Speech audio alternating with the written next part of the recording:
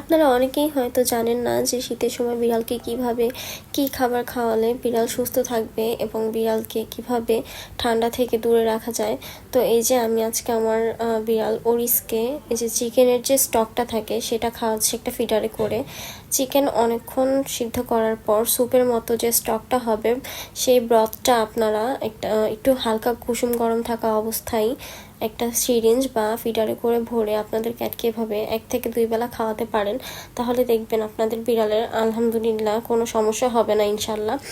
তো আমি আমার বিড়ালদের এভাবে দিয়ে থাকি। আর আমার বিড়ালদের যেহেতু অনেক ঠান্ডা লাগে, সো আমি ওদের মেডিসিনের পাশাপাশি এটা কন্টিনিউ করি। আপনারাও চাইলে এভাবে দিয়ে দেখতে পারেন।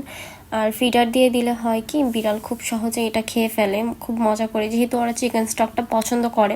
বাট আমার বিড়ালরা হচ্ছে মানে সবসময় খেতে চায় না, ওরা আলাদা হলো পানি খায় কিন্তু চিকেন স্টকটা খেতে চায় না, যার জন্য আমি এভাবে ফিডারে করে নিয়ে খাওয়াচ্ছি। তো আপনারা এটা খাওয়ালে আশা করি আপনাদের বিড়াল সুস্থ থাকবে আর ওদের ঠান্ডাও লাগবে না। আর যত সম্ভব বিড়ালকে ঠান্ডা থেকে